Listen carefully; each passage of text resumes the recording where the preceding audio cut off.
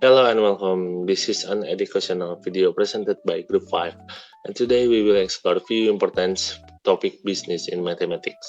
First of all, let me introduce myself. My name is Raffi Ahmad Taufik, and I will explain about the application of nonlinear linear function in business. But before we begin, allow me to introduce our group members. First of all, we have Melinda Jesta.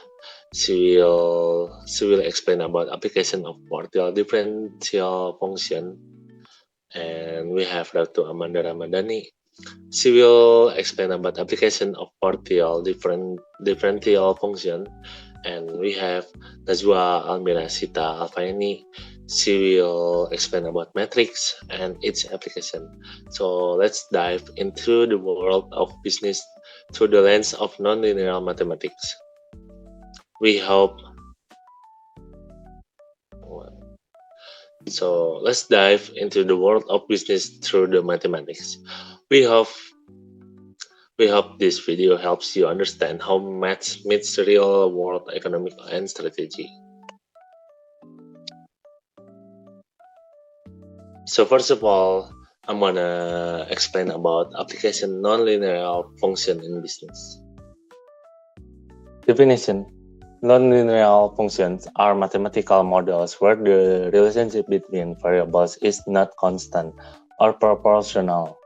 In business, nonlinear functions are used to describe complex relationships that cannot be represented by straight lines. Why nonlinear functions matter in business? First of all, more accurate reality. Many business phenomena are nonlinear. Take advertising effectiveness, for example. After a certain point, the impact of advertising decreases. Understanding these nonlinear relationships help us build more accurate models of interaction between variables. Identify turning and optimal points. Nonlinear functions help us identify optimal points, the best price to maximize profit or turning points. Better prediction. With more realistic nonlinear models, companies can make more accurate predictions about market trends, customer behavior, or the impact of strategy change. Competitive advantage. Companies that are able to understand and utilize nonlinear dynamics in their operation will have a competitive advantage. They can optimize pricing, production, marketing, and investment strategies more effectively than competitors who stick to linear models. Application nonlinear function in business. Demand, supply, and market equilibrium. Demand and supplies can also be nonlinear functions, appearing as segments of circle, ellipse, hyperbolas, or parabolas. Despite the curve shapes and the method for analyzing market equilibrium remains the same. It occurs when quality demand QD equality quantity supplies QS at the intersection point of the demand and supply curve. So we have the graphics of demand, supply, and market equilibrium. As you can see, this is the graphic of demand, supply, and equilibrium. What is the explanation of these graphics? So this is the graphic explanation. The graph illustrates how tax and subsidies influence market equilibrium by shifting the supply curve. This change affects both of the equilibrium price and equilibrium quantity, highlights the role of government inventory in the economic. The graphs show the market equilibrium where the demand curve QD intersects the supply curve QS at the point E. At this point, the equilibrium price PE and equilibrium quantity QE are determined, meaning the quantity demand equals the quantity supplies QD is QS. This balance ensures There is no shortage or surplus in the market. Second of all, we have cost function. A cost function is a mathematical formula that shows the relationship between the total cost of the production and the quantity of output a firm produces. It helps business understand how costs behave as production changes, encompassing fixed costs like rent and variable costs like raw materials. Understanding this function is crucial for optimizing production, setting price effectively, and making informed decisions to maximize profitability. So this is some formula that can be used in cost function material.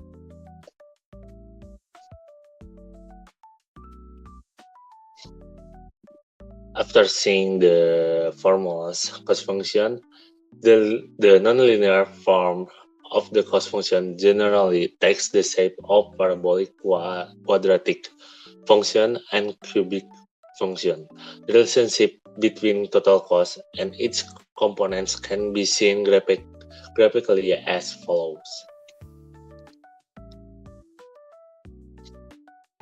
So this is the total cost parabolic quadratic function. So this is the total cost parabolic quadratic function.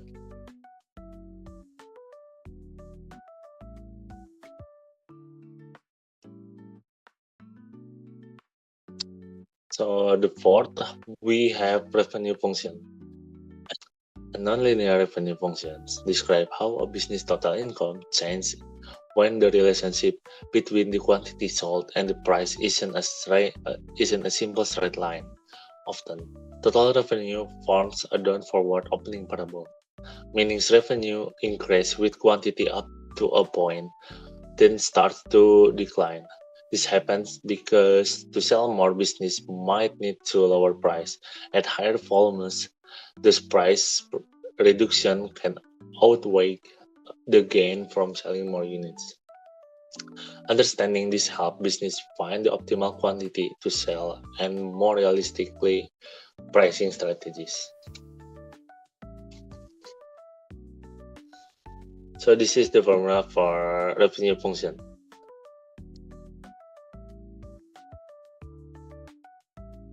Five, we have advantage, disadvantage, and break-even point.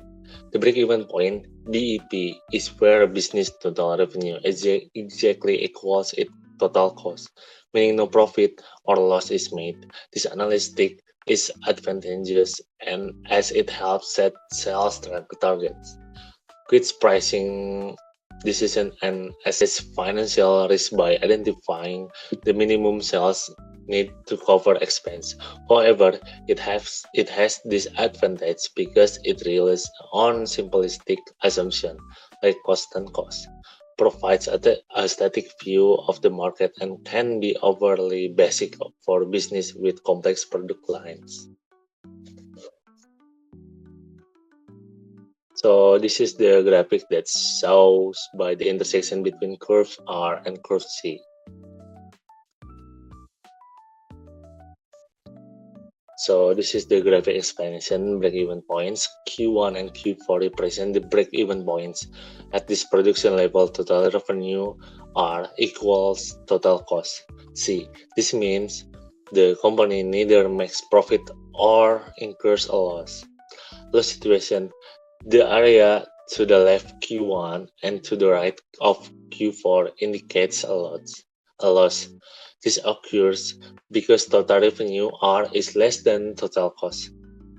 The company is unable to cover all its expense. Profit situation, the area between Q1 and Q4 reflects a profit here. Total revenue R is greater than total cost. The profit positive difference between R and C represents the magnitude of the point.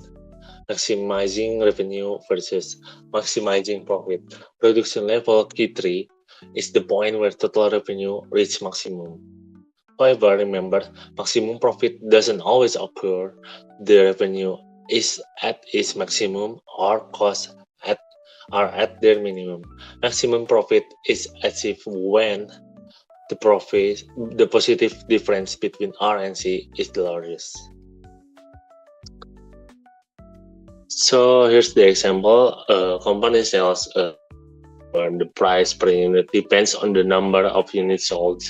The price function is given by P equals 100 minus 2 P, where the P is the price of per unit, Q is the number of units sold.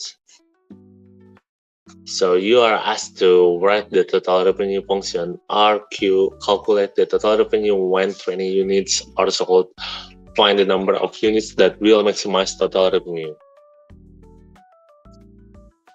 Step 1. Write the revenue function. We know that revenue equals price multiplied quality. So RQ equals P multiply Q. We already have Q equals 100 minus 2Q. So substitute into the revenue formula. RQ equals 100 minus 2Q multiply Q. So now expand the expression. RQ equals 100Q minus 2Q squared. Step 2. Calculate revenue when 20 units are sold. To find the total revenue when the company sells 20 units, plug in Q equals 20 into the revenue function. R20 equals 100 multiply 20 minus 2 multiply 20 squared. So R20 equals 2000 minus 2 multiply 400 equals 2000 minus 800 equals 1200. Step 3. Find the quantity that maximizes revenue. To find the maximum point of quadratic function, we take the derivative and set it to equal to 0. We have RQ equals 100Q minus 2Q squared. Take the derivative with respect to Q. RQ equals D divide DQ multiply 100Q minus 2Q squared equals 100 minus 4Q. Set the derivative equals to 0. Find the critical point. 100 minus 4Q equals 0. So the Q is 25. And the last step is substitute Q into the original revenue function. R25 equals 100 multiply 25 minus 2 multiply 25 squared equals to 2500 minus 1250. So the main result is 1250. Maximum revenue is 1250 when the 35 units are sold. Hello everyone, my name is Melindra Jesta. I'm from AMB 4808 and my name is 1040-1240-0322. And I'm gonna explain about week 12 that explain about application of partial differential function part 1.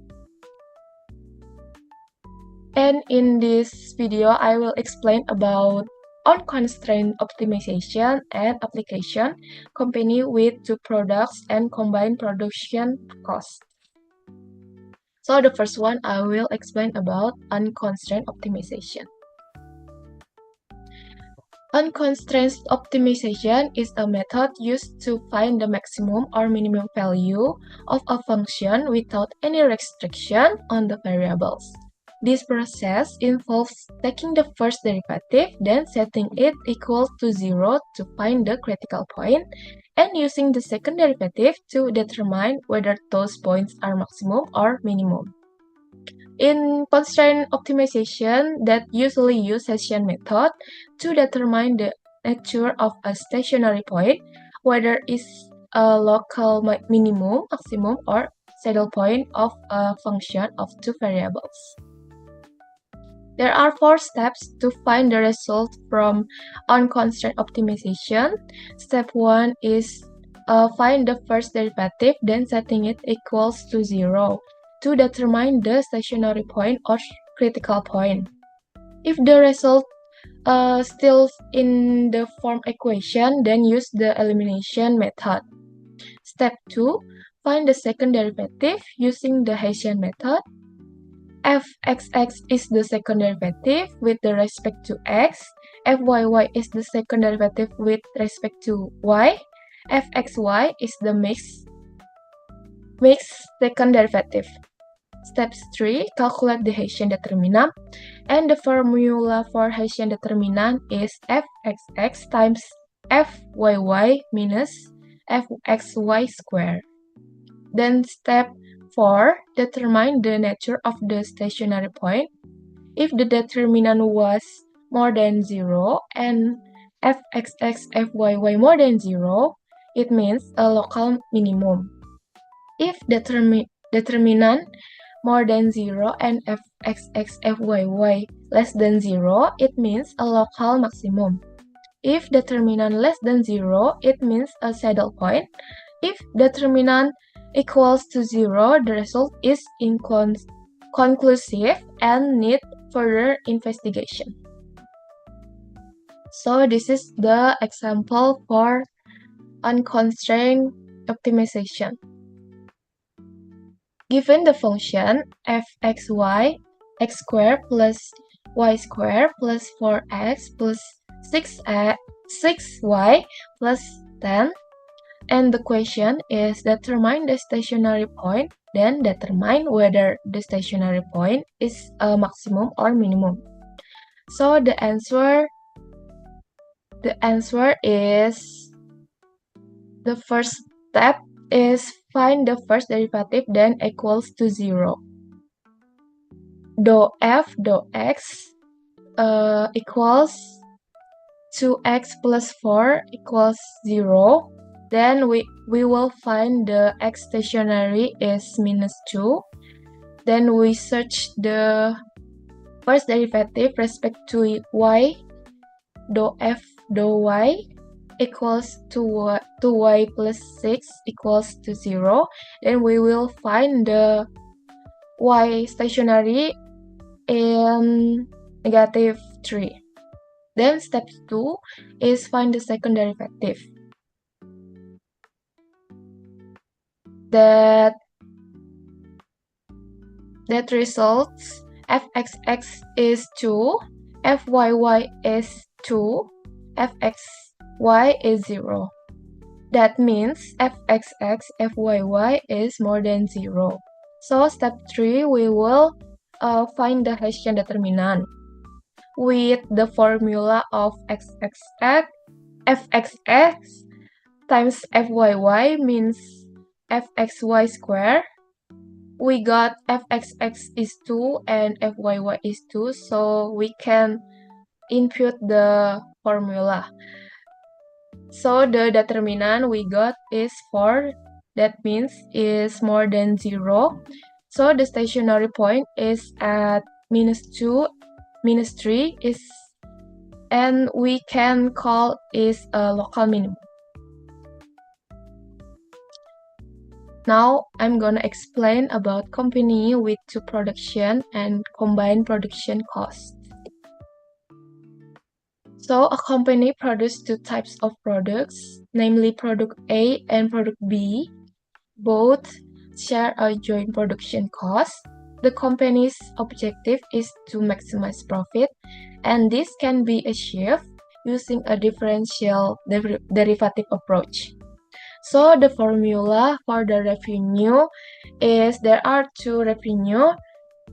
The revenue from product A called RA equals QA times PA, and revenue from product B called RB equals QB times PB. Then a formula for total revenue is RA plus RB, and the the formula for total cost is the function from key A, key B, and the formula for the profit function is total revenue minus total cost. And to maximize the profit, use the first derivative from both key A and key B. So this is the example from that material. A company produced two products, product A called X units and product B called Y units. Price of product A, PA, equals 50 minus X. Price of product B, PB, equals 40 minus Y.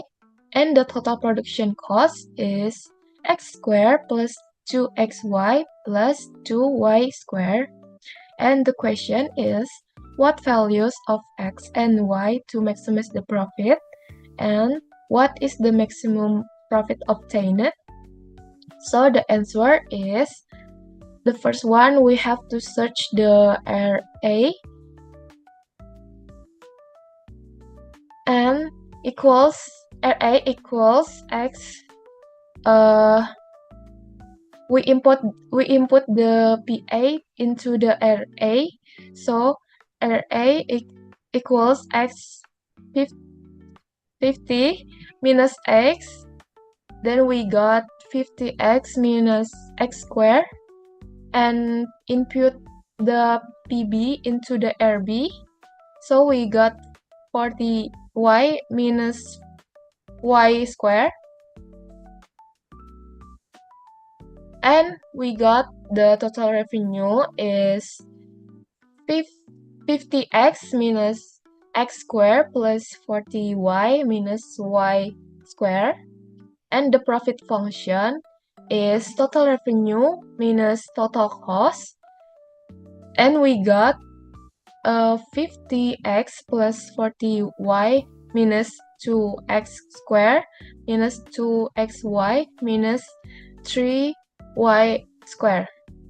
And we will find the first derivative from the profit function, and respect to X, we got the 4X plus 2Y equals 50. That makes the equation number 1. And we find the first derivative respect to Y. We got 2X plus 6Y plus 40. That makes equation number 2. Then we elimination the equation 1 and then equation 2. Then we got 10X equals 110. Then we got the X is 11. Then substitute the X is 11 to equation 1. So we got the Y is 3 units. Then input the X equals 11 and Y equals 3 into the equation of PA and PB. Then we got the PA is 39 and PB is 37. And input the PA and PB into the total revenue function. Then we got the total revenue is 540. And input the PA and PB into the total cost function. Then we got the total cost is 205. Then we have to minus, because the profit function is total revenue minus total cost. So we got the maximum profit in 335. And the conclusion is, to maximize the profit, the company should produce 11 units of product A and 3 units of product B, and the maximum profit obtained is 335. So that's all from me. Thank you for listening and happy studying. Assalamualaikum warahmatullahi wabarakatuh. Hello everyone, my name is Ratu Amanda and my student ID is 104012400232. In this video, we will explore how two partial differential functions are applied in solving optimization problems with constraint. Okay, let's begin. First is definition. Optimization with constraint is the process of finding the maximum or minimum value of a function while satisfying one or more conditions. We are called its constraint. Why do we use partial derivative? 1. In multivariable function, each variable can affect the output. 2. Partial derivative help us analyze how two functions change with respect to each variable. And last, they are essential in finding maximum or minimum points. In this slide, we have Lagrange multiplier method. To solve a constraint optimization problems, we use the Lagrange multiplier method. We start by building a new function we are called is Lagrange, which is combination the original function and the constraint. Then, we find the partial derivative and solve them like a system of equations. Now, let's try a simple example. We want to maximize the function f of x and y, which is 4x plus 6y, but we can only use value of x and y that satisfying the condition x plus y equals 10. Okay, in this slide we have the Lagrange multiplier method. To solve a constraint optimization problem, we use the Lagrange multiplier method. We start by building a new function we are called is Lagrange, which is combination the original function and the constraint. Then we find the partial derivative and solve them like a system of equations. Now, let's try a simple example.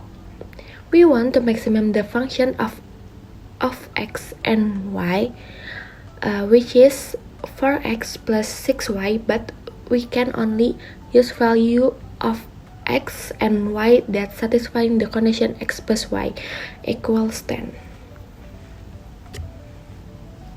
Okay, this is step by step. First step, we create the Lagrange. We take the original function and subtract lambda times the constraint written in the from left hand minus right hand side equals 0. Okay, step 2.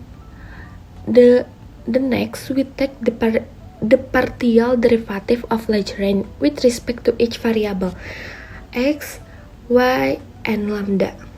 We set each of this expansion equals to 0 from a system of equation.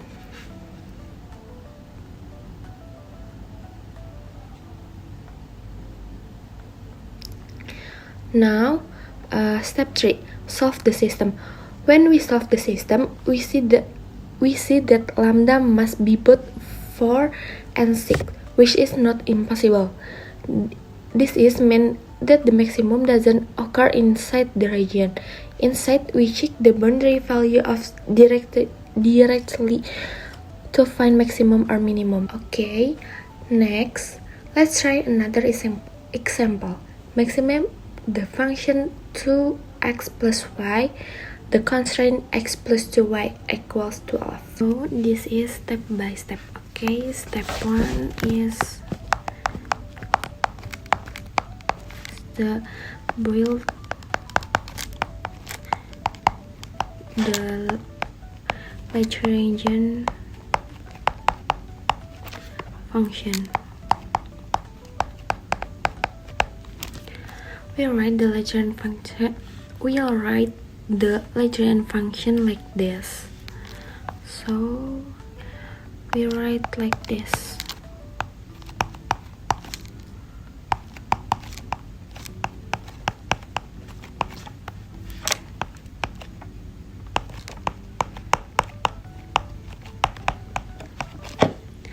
Okay, this combination, the function we want to maximize and the constraint written as. Okay, next step, we write this.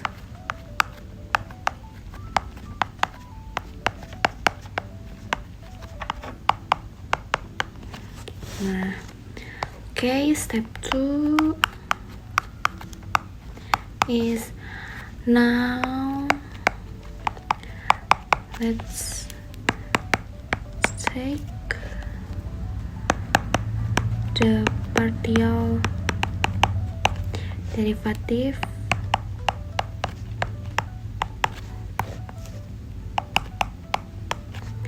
of the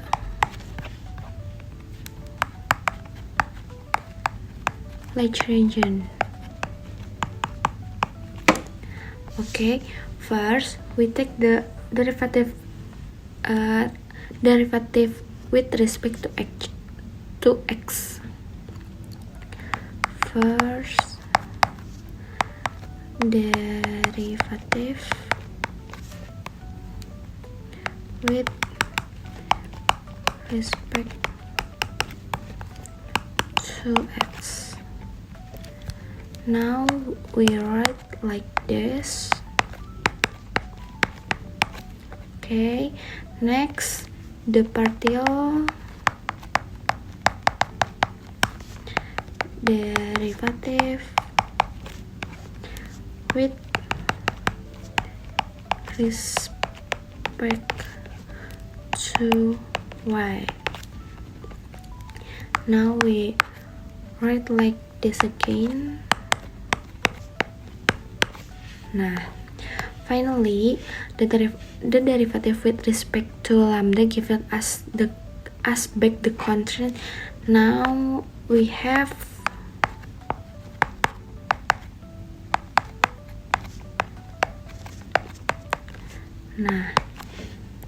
okay, first we got a first equation lambda is 2, and second we got equation is lambda is 0.5. Nah, it tells us that lambda can be both 2 and 0.5 at the same time. This usually means that the function doesn't have a local maximum or minimum inside the region defined by the constraint, and instead the maximum might lie on the boundary. Okay, where is the optimization used? Optimization with constraint is used in everywhere. In business, we use the maximum profit with a budget. In engineering, it helps us design structure with limited materials. And in logistics, it helps optimize delivering routes under time limits. The final summary is to wrap up. Partial derivative help us understand how the function behave with multiplied variables. When we have constraint and we use the Lagrange method. Okay, thank you for attention. Wassalamualaikum warahmatullahi wabarakatuh. Hello everyone, my name is Nazwa Amira Sita Alfaini. My student ID is 104012430014, and I'm from class MB4808, and here I will explain the topic of matrix, which is one of the important subject in our mathematics class. So first we have definition of a matrix. Definition of a matrix is a set of elements arranged in rows and column in a square shape close brackets like this. This one is examples of matrix. So what is different between matrix and vector? If a matrix has the same number of rows and columns, it is called a square matrix. The example like this, matrix A here is a square matrix because this is have same columns and rows. So general notation, because capital letters is here, so we call this one a matrix. So if a vector, a matrix with only one column or only one rows in is called a vector. The example like this, this example is one row. So general notation is lowercase letters. We call this one vector. So type of matrix. Matrix consists of several types. There are square matrix, triangular matrix, diagonal matrix, identity matrix, and zero matrix. First, there is square matrix. A square matrix is a matrix that has the same number of rows and columns. Like this, have the same numbers of row and column. This one is example from a square matrix. So this kind one there is triangular matrix. A triangular matrix is a square matrix in which all elements above or below the main diagonal are 0 like this. The example, this is main diagonal are 0 and this one. So there is diagonal matrix. A diagonal matrix is a square matrix in which all elements outside the main diagonal are 0. This one is example, and only elements on the main diagonal top left to bottom right can be non-zero like this. The example like there are 4, 7, 2. This is element on the main diagonal. So for there is identity matrix. The identity matrix is a square matrix that has all elements of the main diagonal equal 1. This one is red color. So all of diagonal elements is 0 as black color. This one is example from identity matrix. So and last there is zero matrix. What is zero matrix? A zero matrix is a matrix in which all elements are 0, including elements on the main diagonal is red and element outside the diagonal is black. So there is types of vectors. Vectors are of several types: row vectors and column vectors. First, row vectors. A row vectors is a matrix of one row with one or more column. This is the form is 1 multiply n and 1 multiply n like this. This one is example. So the second one is column vectors. A column vector is a matrix of one column with one or more rows. That is the form is n multiply 1 and n multiply 1 and the example like this. So there is matrix order. Matrix order indicates the size of the matrix, the number of rows and columns, and is written in the form order like m multiply n, where m is number of rows. This one is red color, so n is number of column is this one blue colors, and this is a example. So there is matrix operation. First, there is matrix addition. Matrix addition is the summation of elements that are in the same position into matrix. Both matrix must have the same order size. Like like this matrix 2 multiply 2. So there is also a matrix 3 multiply 3 and etc.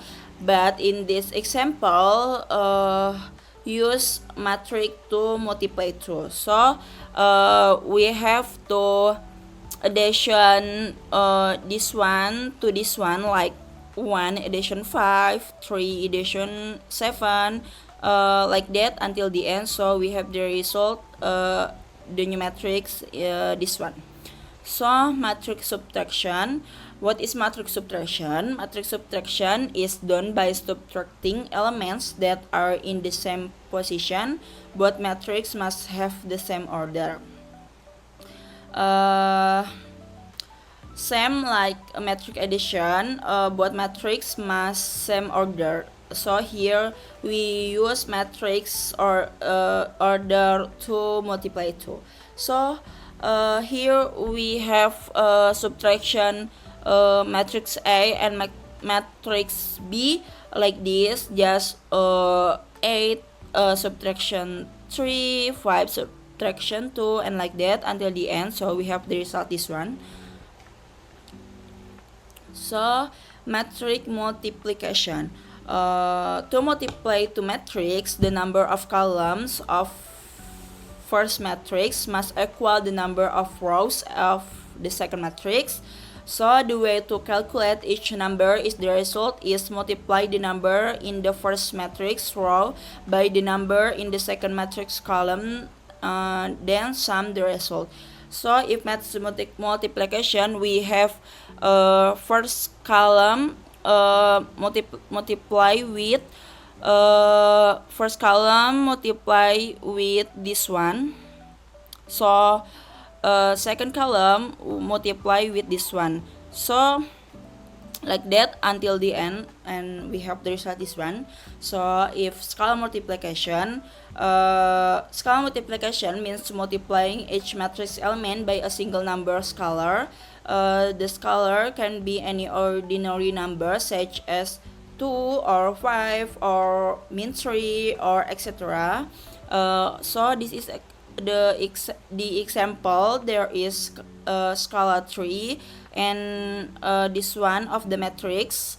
So we have to multiply 3 to a matrix. So like this, 3 multiply 1, 3 multiply 2, 3 multiply 2, 3 multiply 5, and we have the result, this one. So determinants. The determinant is a special number calculated from a square matrix, number of rows equal number of columns. The determinant value gives important information about the matrix, such as whether the matrix has an inverse. So this is the example from determinants. First, we have a matrix order 2 multiply 2. So if we have matrix order 2 multiply 2, we have just multiply diagonal to, like 2 multiply 4 and 5 multiply 3, and we have subtraction 2 of them, and we have the result, this one is mean 7. So if we have matrix order 3 multiply 3, we have write again in outside matrix like this, like we have first column and second column in here. So we have multiply diagonal all, so like this. So if have, we must write here like 1 multiply 5 multiply 9 and plus 2 multiply 6 and multiply 7 until the end, like that, until we have the result like this. After that, there is transpose matrix. What is transpose matrix? The transpose of matrix is the new matrix obtained by swapping rows to columns or vice versa.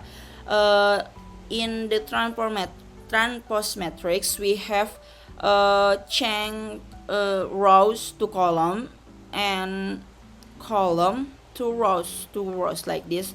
Like here we have example matrix is 1 2 3 4 5 6. In 1 2 3 this is rows in here, but if we have transpose 1 2 3, we move to column, so like this 1 2 3, so this one also like that. So there is minor. The minor of a matrix element is the determinant of the smaller matrix obtained by removing the rows and columns of that element. So here I have an example for minor. If we have a matrix, this one we have a matrix. If we want now how much a minor 1 and 1 like this in here, we have removing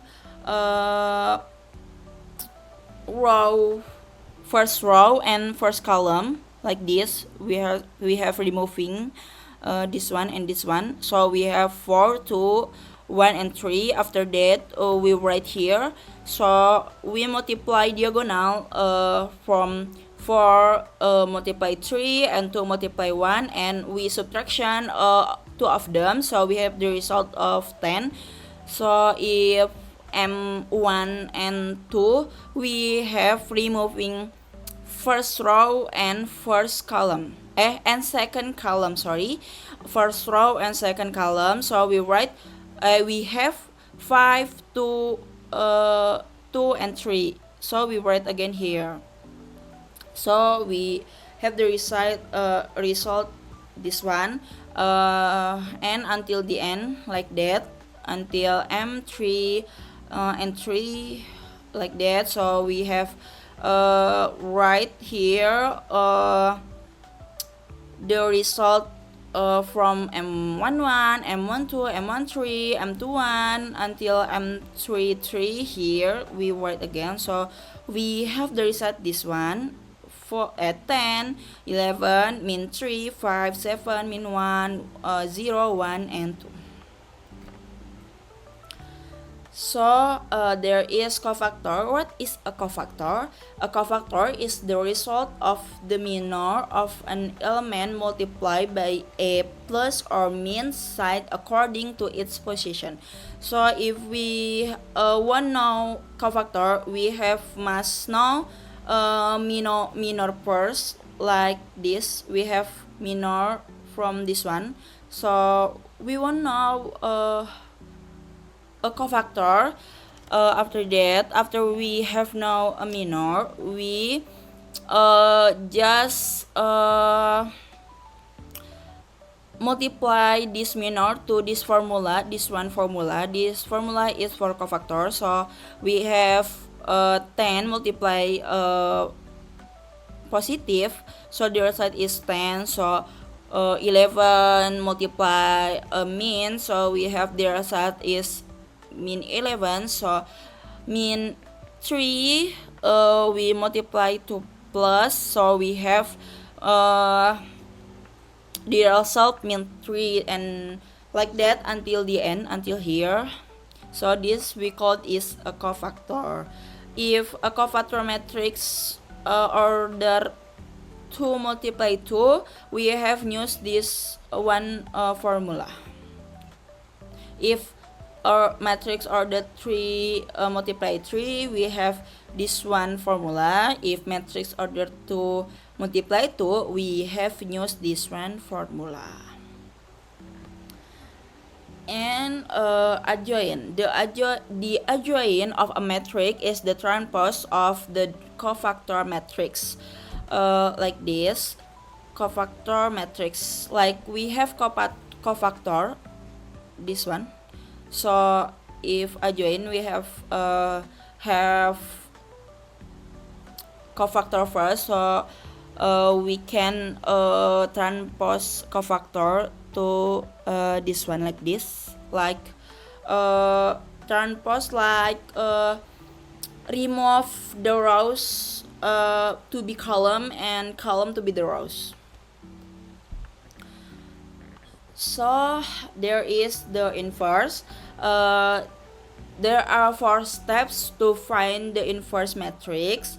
First, we must finding the determinant. So find cofactor, find adjoint, and last we find the inverse.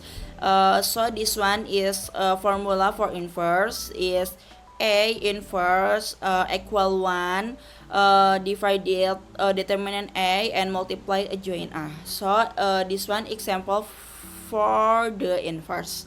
First, we must finding the determinant like this. We have the matrix, so we have find the determinant. So we have multiply diagonal from 8 and 3, 4 and 5. So we subtraction 2 of them. So we have the result this one.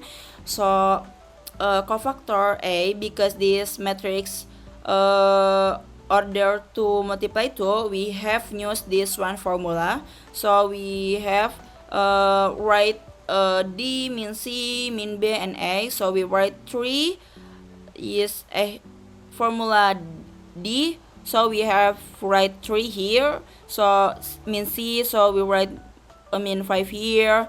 Min B, we write min 4 here. So last is A. We write 8 here. After that, we find adjoint.